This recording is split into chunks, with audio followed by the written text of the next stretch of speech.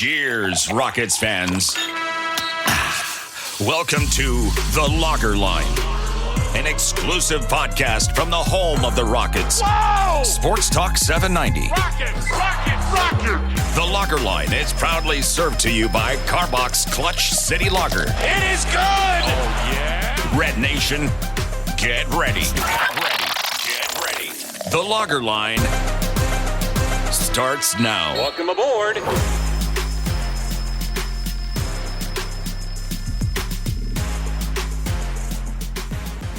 Welcome in to a special interview episode of The Lager Line, served to you courtesy of Clutch City Lager of Carbach Brewing.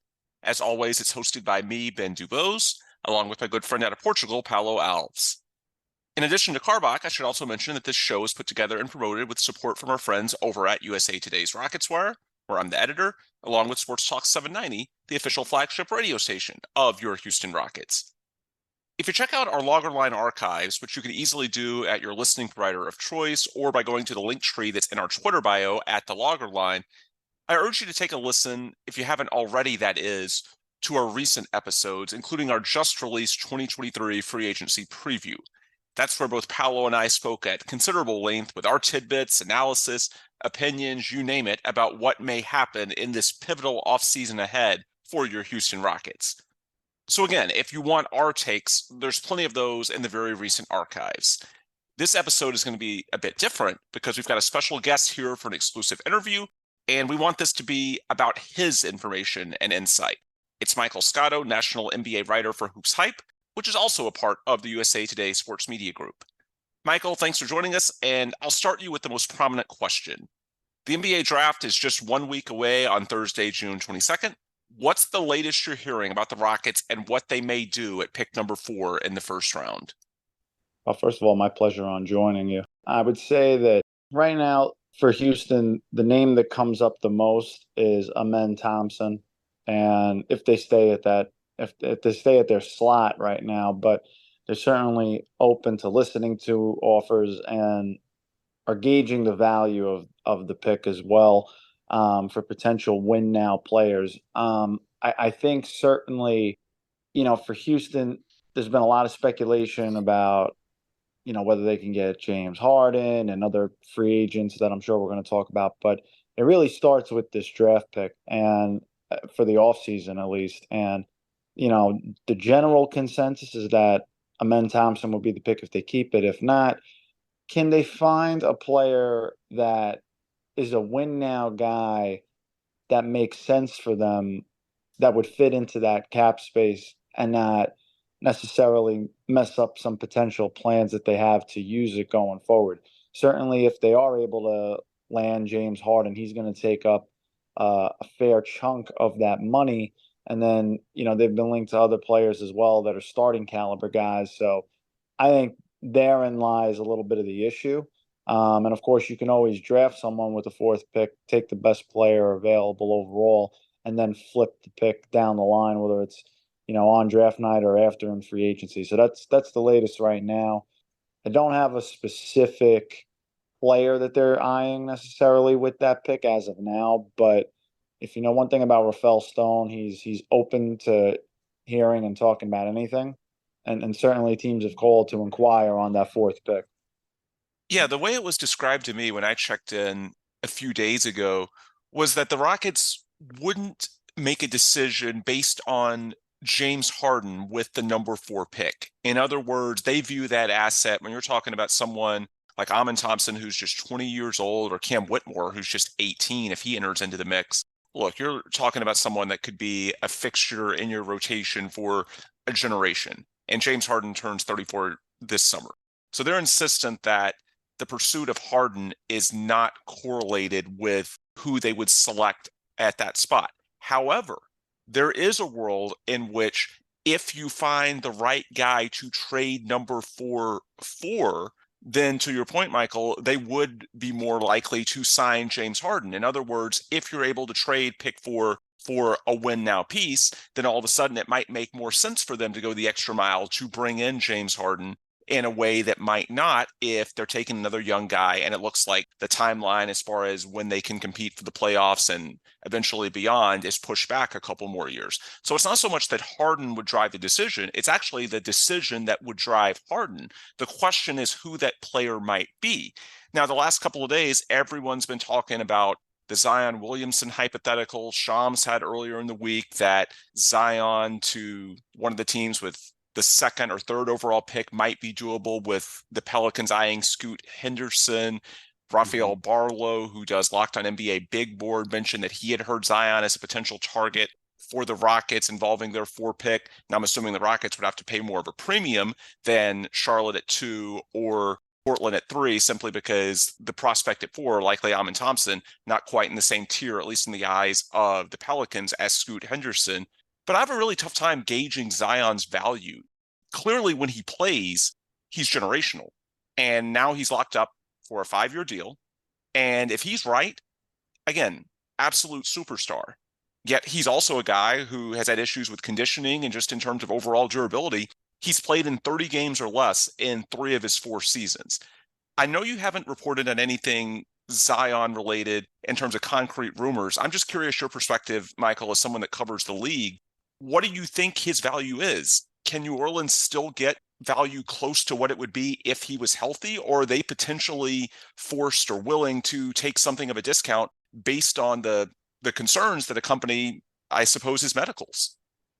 My perspective on that is that if you're going to trade Zion and you're New Orleans, you're not trying to move him for necessarily a discount, because that young core is still got a chance. It still has a chance to be really good for a long time looking ahead with him and Brandon Ingram. I know they have CJ McCollum there, but ultimately, and he's a little bit older, but ultimately, if you were taking a quote unquote discount, I mean, I don't know, maybe it'd be like 90% of his value. Like, he's still young. He's got to get his conditioning right. I think the biggest question is, with him, like you said, the health for him. But I'll say this: if he went to an organization like Portland, just given their injury history in the years past with Greg Oden and Brandon Roy, oh man, I would be crossing my fingers on that one.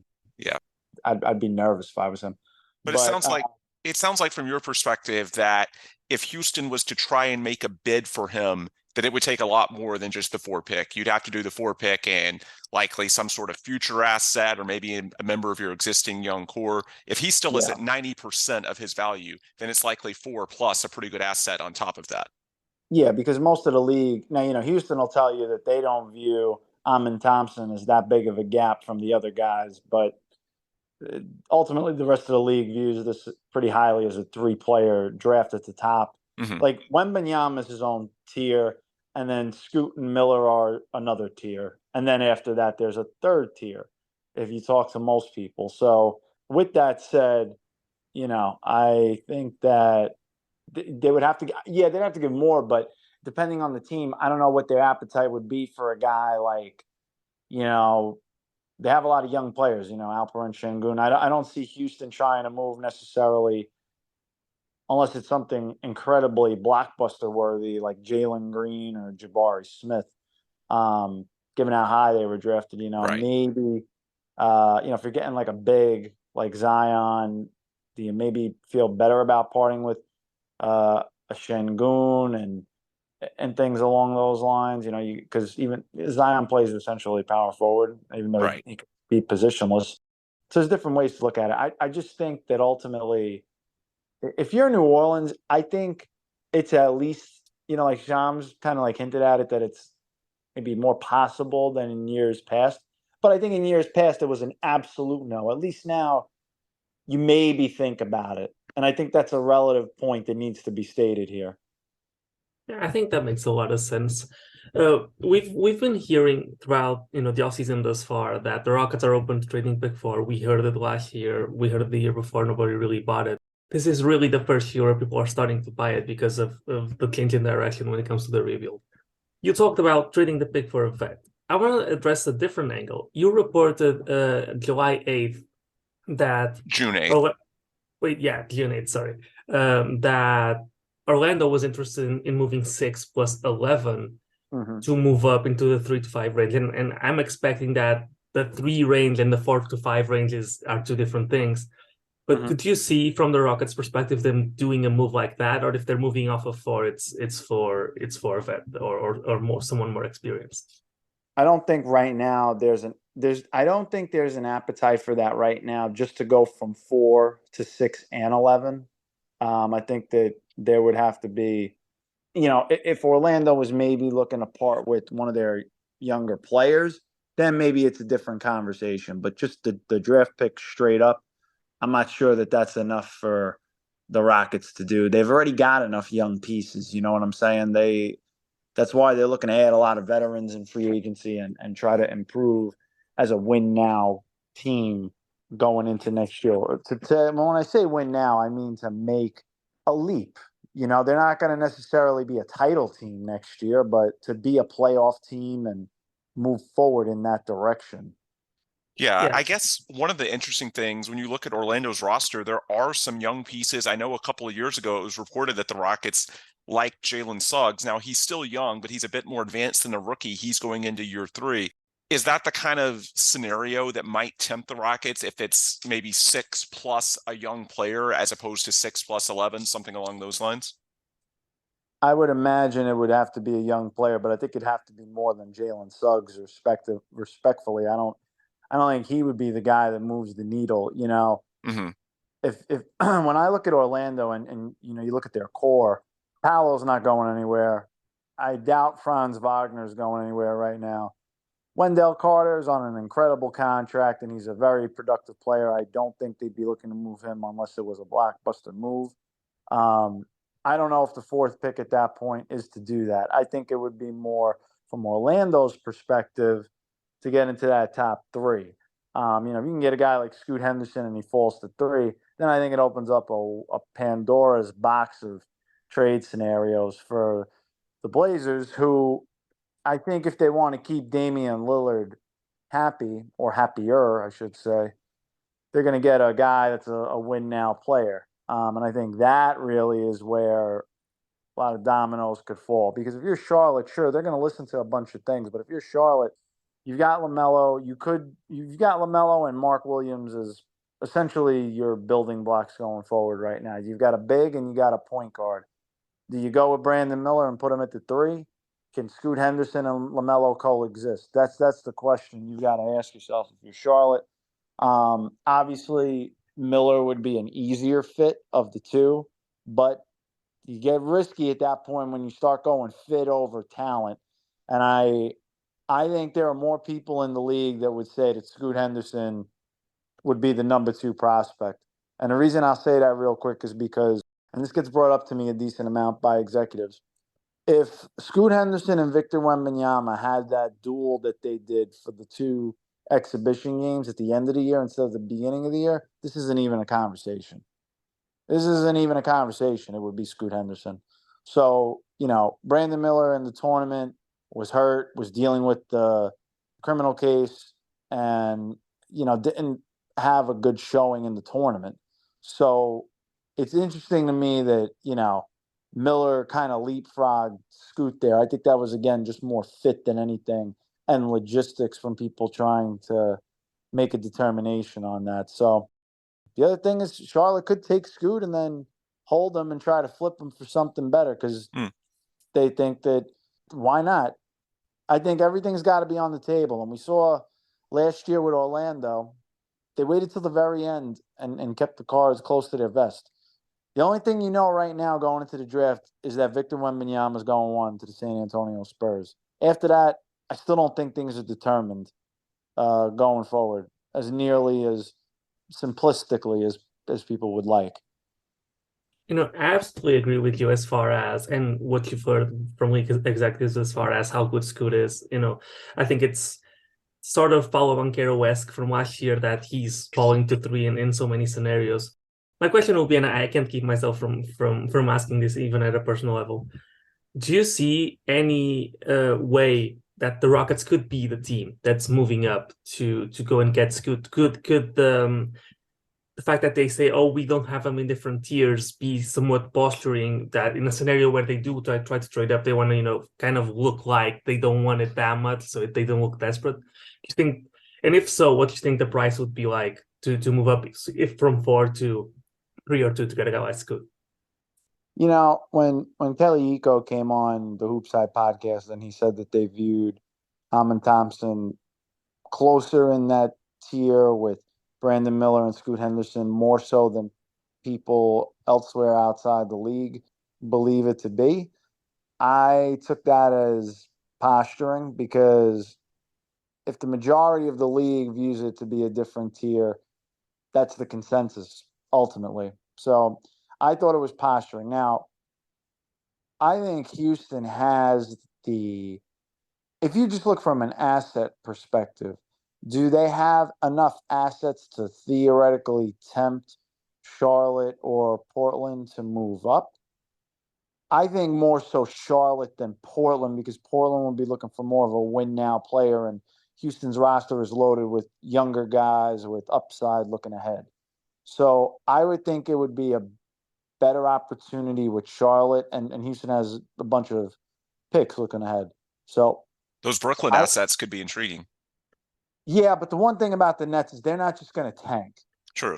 I not to say that they're not good assets, but if there's one thing we've learned about the Nets from the Sean Marks era, even dating back to when he first got there in Brooklyn, well before Kevin Durant and Kyrie Irving came, and eventually James Harden, they never tanked.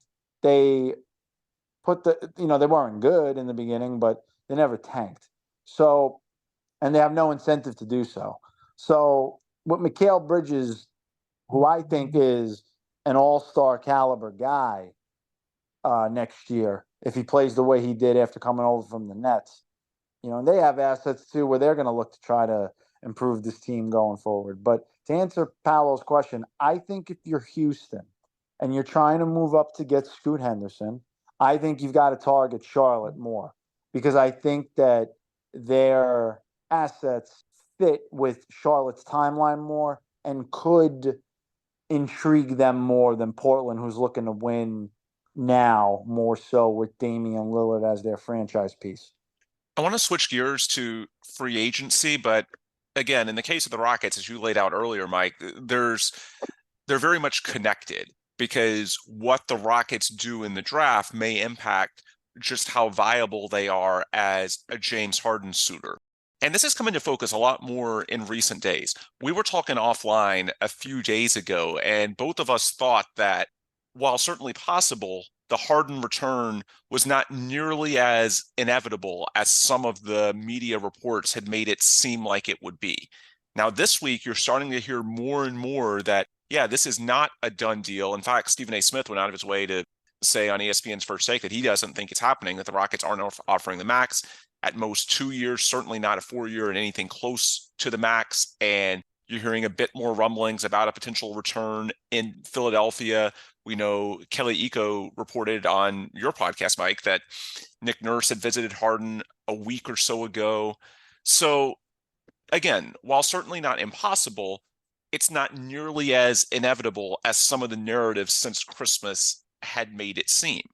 And the draft is such a key variable here, as we were laying out earlier, because if the Rockets are able to get a veteran piece, then that might make them more willing to say, hey, we should invest a bit more in James Harden, something that would take to close the deal because we can actually make the playoffs next year or a play-in push. So that's how those two are connected, as opposed to, if you draft Amin Thompson, who's something of a project, then it's not as if you want to push all your chips in for James when you're looking at maybe winning 35-ish games, even if you do bring him in. So all of these things are connected. So I guess with that in mind, how much, if the Rockets aren't able to swing a big deal and they end up with an Amin Thompson type, or even if they're able to get Scoot Henderson, either by trading up or he falls, how much do you think they would willing to invest in terms of years or money? And is it potentially enough to offset a Philadelphia team that clearly needs him a lot more in the here and now? This was an interesting topic of conversation that Kelly and I had on the Hoops Hype podcast, and we both agreed that Houston doesn't want to give Harden a max contract. Now, in that aspect, you're talking $45, million or more. I think for Houston, he's shown an ability to be closer to the lower 30s. Now, if you're Houston, do you have to go more than that? Do you have to go to like 35 million to maybe nudge it a little bit more? What's Philadelphia offering? We don't know that yet. I would just say that theoretically and logically speaking, Philadelphia would be more in that ballpark where his previous offer was. So I don't know if a few $1,000,000, extra would make the difference. And I don't know if it behooves Houston to go that much higher than that with all that cap space, because then he's taking a huge chunk of it as opposed to maybe, closer to half, and then you're divvying it up. I think if James Harden goes back to Houston, theoretically, it's more about other dynamics, family dynamics, wanting to be home, the lifestyle, and whatnot. Because clearly on paper, you have a chance to play with the MVP, the reigning MVP, and Joel Embiid, and a top 4 team on paper in the East, and try to compete in Philadelphia. Now, Houston has a younger core with upside, but that doesn't translate in the immediate future as a contender in the West. And even with, the guys that are available in free agency, Kelly Eco and I talked about this on the Hoops Hype podcast. The names that you're hearing in free agency for Houston range anywhere from, yes, I know that Kyrie Irving and Van Vliet get discussed, but that's more, I would say, if Harden doesn't come. I also touched on Austin Reaves as a candidate as well if Harden doesn't come. But if Harden comes to Houston, you're then looking at filling out the roster potentially, what they would like to do with a guy like Brook Lopez, defensive guy, can stretch the floor and shoot threes, would be a shorter term contract. Dylan Brooks has gotten talked about, another defensive guy. I don't think Middleton goes there as of now. I would expect Milwaukee to try to lock him up and keep that trio with Antetokounmpo and Drew Holiday. So you've got a lot of other names that are almost like, all right, after that point, it's like, well, these are backup plans, and if we can't do X, we do Y and Z. Mm-hmm. So that's kind of where I'm at there with as far as how they're going to budget their money and whatnot. Like Kelly said, if they come out of free agency with 3-4 players, that sounds like the ideal scenario. Well, to do that, you can't have Harden making closer to 40 million. The math doesn't add up. Yeah, because you only have about 60 million. Yeah, and you're not going to fill out the rest of the cap space with good players for that. It's impossible. Yeah. I mean, you do have the room exception, but yeah, your point is well taken as far as the difficulty of the math. And I think you have to hope that if Harden is interested in Houston, as you were saying, it's for family reasons, it's for lifestyle, then ultimately, if he wants to be there, then maybe that makes him more likely to take the type of friendly deal that it takes to be friendly to the Rockets. Because again, it's not exactly a basketball or financial decision if that's what would be driving him to Houston, because he can get more certainly on the basketball side. And honestly, there's a greater financial incentive in Philadelphia as well. And he has to know that, because the Sixers can't easily replace him at all, as opposed to the Rockets could do other things with their money.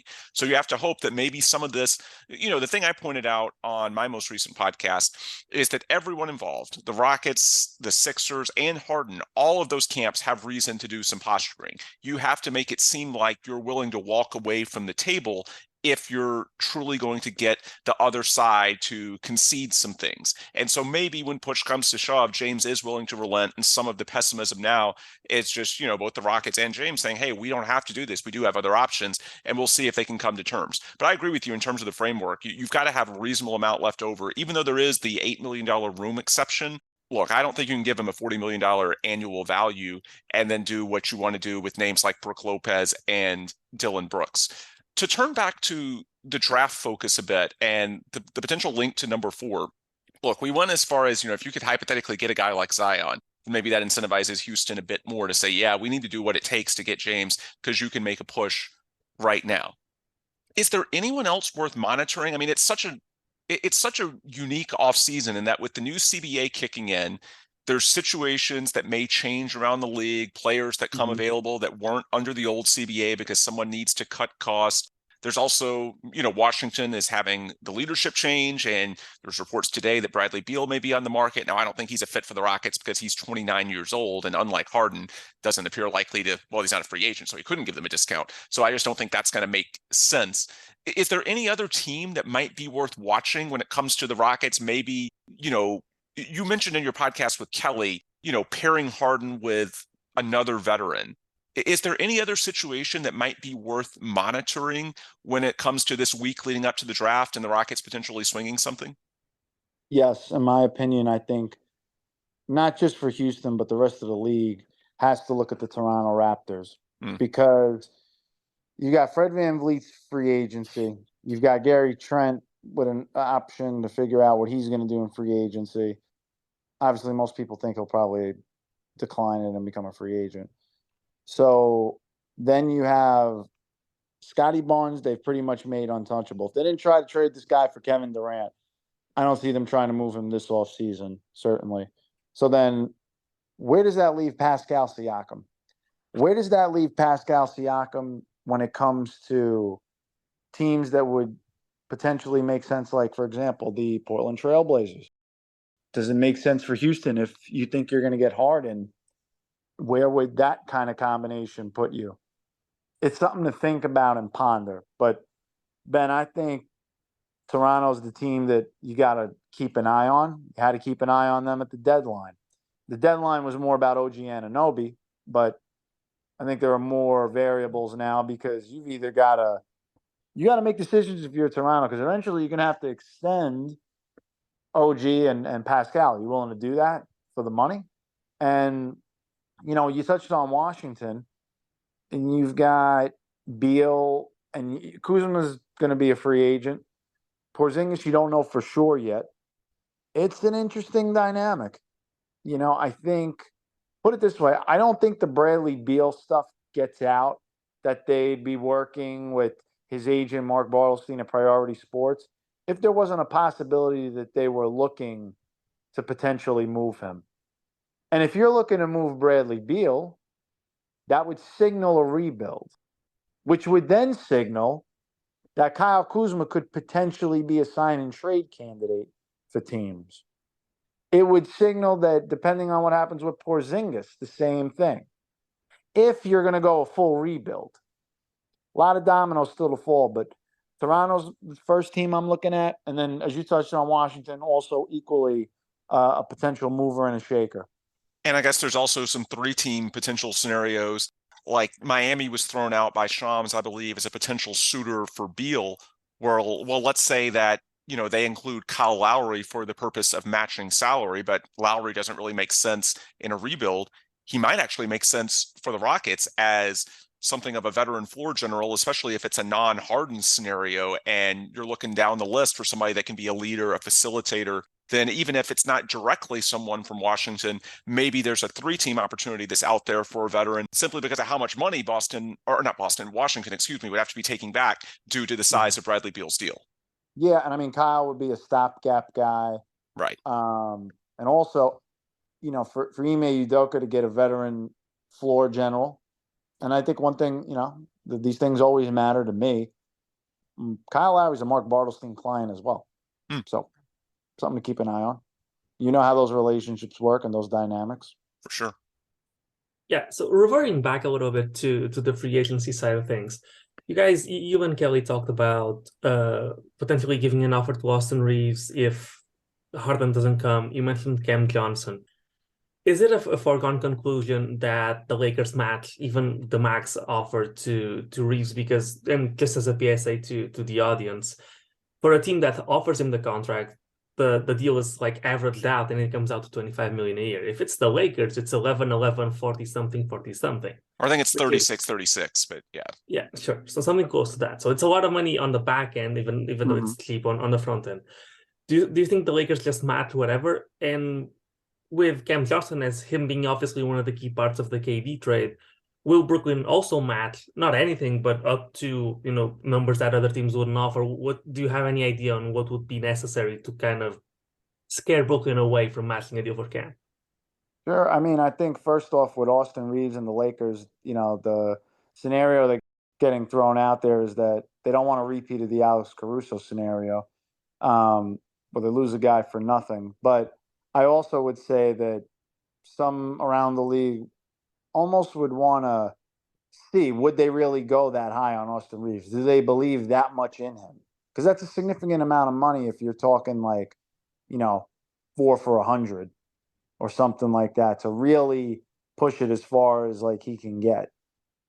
I think for the Lakers, given their cap space, you would think that they would try to match anything for him, but that's definitely a way to call their bluff, I would say, number one. And to get a player that's an efficient player. This is a guy that at one point during the year was 50, 40, 90 shooting splits and is a playmaker, is a hard-nosed defender. You talk to any coach on the Lakers, they love him. They'd love to have a roster full of guys like that. And then when you mention Cam Johnson, the range I've heard from talking to executives, and I've reported this on HoopsHype, is around 4 years, $90 million. People think that he can get. So I don't think that's something astronomical that Brooklyn wouldn't match. I think certainly him as part of the Kevin Durant trade, they'd go to a pretty high number. I don't know what the number would be that they don't match him.